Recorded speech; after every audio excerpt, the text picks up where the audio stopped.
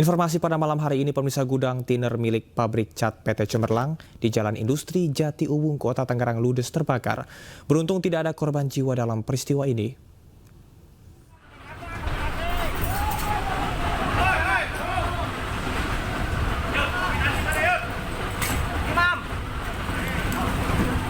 Kebakaran disertai ledakan beberapa kali melanda gudang tiner milik PT Cemerlang di Jalan Industri Jati Uwung, Kota Tangerang. Saat terjadi kebakaran, tidak ada aktivitas pegawai di bagian dalam gudang tersebut.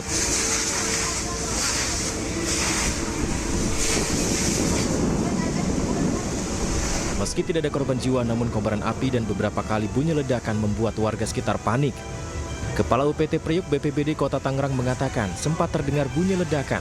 Petugas pun sangat berhati-hati saat hendak memadamkan api. Kesulitan memang kita sumber air jauh ya, itu diperkirakan antara 3 sampai 4 kilo. Berapa personil Pak yang dikerahkan? Personil kita kurang lebih 100 personil. Armada? Kalau armada kita 23 armada, itu gabungan dari Mako, Priuk, Jati Uwung, Batu Ceper, Pinang, Cibodas, dan juga kita dapat bantuan dari Kabupaten 4 unit. Sempat ada korban jiwa nggak Pak di lokasi tadi? Alhamdulillah korban jiwa sampai saat ini belum ada. 3 jam kemudian api akhirnya berhasil dipadamkan, 19 unit mobil pemadam dikerahkan.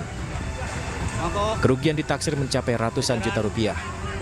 Dari Tangerang, Banten, Sukron, iNews melaporkan.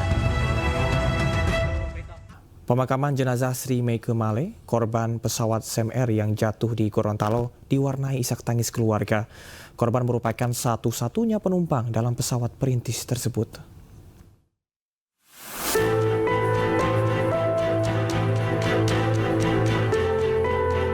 Suasana haru mengiringi proses pemakaman salah satu korban kecelakaan pesawat Sam Air yang jatuh di tambak udang milik warga di dekat Bandara Panua, Kabupaten Pohuwato, Gorontalo pada Minggu pagi.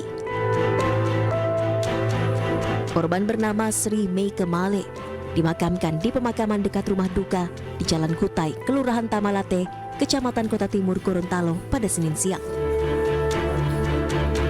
Ia merupakan satu-satunya penumpang pesawat nahas bernomor registrasi PKSMH milik PT Sam Air. Terakhir telepon itu saya video call sama dia sampai di dalam pesawat, dari ruang tunggu sampai di dalam pesawat. Setelah itu selesai, tidak ada kontak lagi.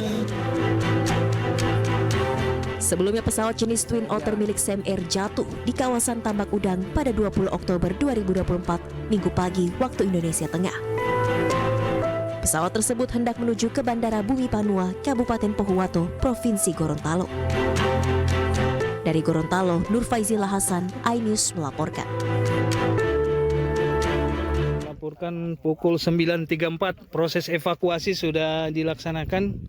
Terakhir kru pilot yang kami identifikasi pilot, sementara sebagai pilot terjepit di posisi pilot, tapi udah kita evakuasi, posisi sekarang sudah di puskesmas terdekat. Pesawat perintis Sam Air rute Gorontalo Pohuwato jatuh di wilayah desa Imbodu, Kecamatan Randangan Pohuwato, Gorontalo. Menurut informasi sementara, pesawat terjatuh saat akan mendarat di Bandara Udara Panua, Kabupaten Pohuwato, Gorontalo. Pesawat Sam Air jenis pesawat PKSMH ini dilaporkan hilang kontak pada pukul 7:22 waktu Indonesia Tengah. Dilaporkan 4 orang tewas dalam peristiwa tersebut, diantaranya 3 orang kru pesawat dan 1 orang penumpang.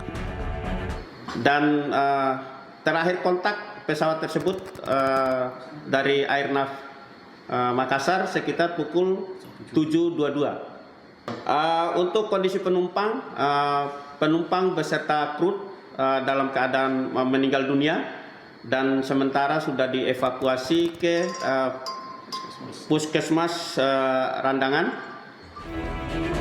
Korban tewas yakni pilot atas nama Kapten M. Saiful Rubi, co-pilot M. Arthur Viko, engineering pesawat Budianto, dan penumpang Sri Meike Male. Saat ini seluruh korban telah dievakuasi ke Puskesmas Motolohu, Pohuwato. Dari Kabupaten Pohuwato, Gorontalo, Nur Faizila Hasan, iNews melaporkan. Sebuah mobil travel jenis Elf menabrak truk di jalur tol Paspro kilometer 814 Desa Cukur Gondang, Kabupaten Pasuruan. Akibatnya 5 orang meninggal dunia, sementara 8 korban lainnya luka-luka. 4 unit ambulan jasa marga ada kecelakaan di tol daerah Cukur Gondang yang MD 4 orang. Sebuah mobil travel jenis Elf menabrak truk di jalur tol Paspro kilometer 814 di Desa Cukur Gondang, Kabupaten Pasuruan, Jawa Timur. Kondisi mobil minibus bagian depan nyaris tak terbentuk usai kecelakaan, sementara supir truk melarikan diri. Akibat peristiwa ini, 5 korban meninggal dunia dan 8 orang lainnya luka-luka. Pasca kecelakaan, petugas di Lantas Polda Jatim melakukan olah TKP di lokasi kejadian.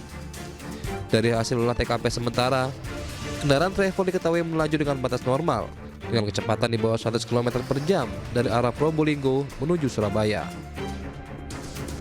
Namun saat di lokasi kejadian, mobil travel tiba-tiba menabrak truk di depannya hingga ringsek dan sempat menghantam pagar pengaman tol sebelum berhenti.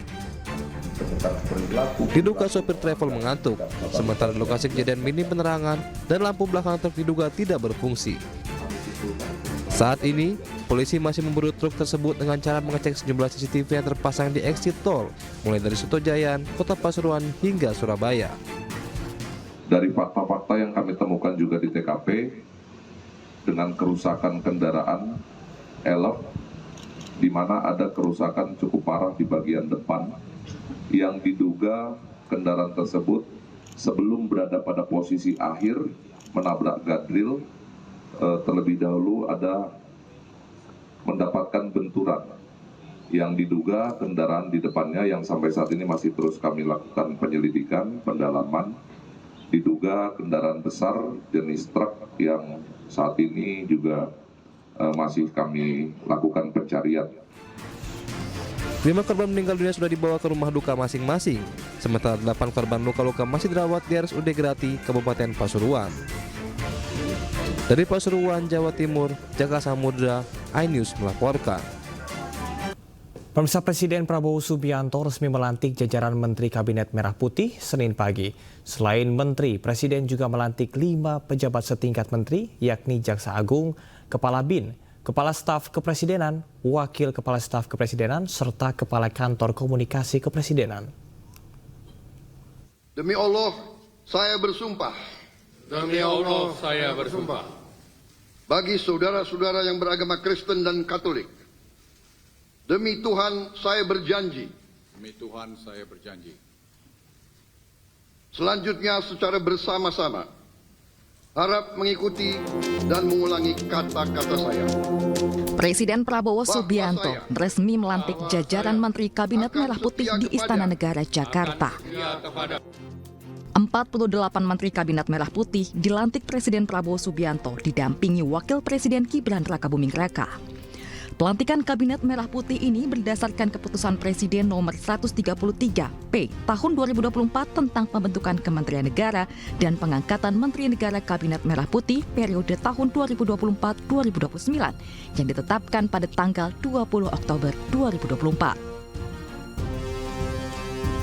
Selain Menteri, Presiden juga melantik 5 pejabat setingkat Menteri, yakni Jaksa Agung, Kepala BIN, Kepala Staf Kepresidenan, Wakil Kepala Staf Kepresidenan, serta Kepala Kantor Komunikasi Kepresidenan. Mantan Menko Maritim dan Investasi Luhut Binsar Panjaitan turut dilantik oleh Presiden sebagai Ketua Dewan Ekonomi Nasional. Pembacaan sumpah dipimpin langsung oleh Presiden Prabowo yang diikuti para menteri dan pejabat setingkat menteri. Usai melantik, Presiden dan Wakil Presiden berfoto bersama para menteri di tangga Istana Merdeka. Dari Jakarta, Muhammad Zulhilmi, Damar Wijaksana, iNews melaporkan. Demi Allah, saya bersumpah. Prabowo Subianto dan Gibran Rakabuming Raka mengucapkan sumpah sebagai Presiden dan Wakil Presiden Republik Indonesia. Prabowo Gibran resmi memimpin Indonesia untuk 5 tahun ke depan. Pengucapan sumpah berlangsung saat sidang paripurna MPR RI di Gedung Nusantara, Senayan, Jakarta Pusat. Prabowo mengucapkan sumpah terlebih dahulu, kemudian disusul oleh pengucapan sumpah Gibran Rakabuming Raka. Sidang paripurna dipimpin oleh Ketua MPR RI Ahmad Muzani. Agenda dilanjutkan dengan pertukaran tempat duduk Presiden dari Jokowi ke Prabowo. Diikuti pertukaran tempat duduk dari Ma'ruf Amin ke Gibran Rakabuming Raka. Dalam kesempatan ini, Prabowo Subianto juga memberikan pidato pertamanya sebagai Presiden RI di hadapan seluruh peserta sidang dan tamu undangan yang hadir di gedung MPR RI. Dari Jakarta, Tim Liputan iNews melaporkan. Pemirsa, dalam pidato perdana usai dilantik, Presiden Prabowo menegaskan di tengah ketidakpastian global, Indonesia harus segera mencapai swasembada pangan dalam waktu yang singkat. Selain pangan, Prabowo juga menekankan pentingnya swasembada energi dengan memanfaatkan teknologi dan kekayaan sumber daya alam Indonesia untuk sejahterakan rakyat. Saya sudah mempelajari bersama pakar-pakar yang membantu saya. Saya yakin paling lambat 4-5 tahun kita akan swasembada pangan. Bahkan kita siap menjadi lumbung pangan dunia.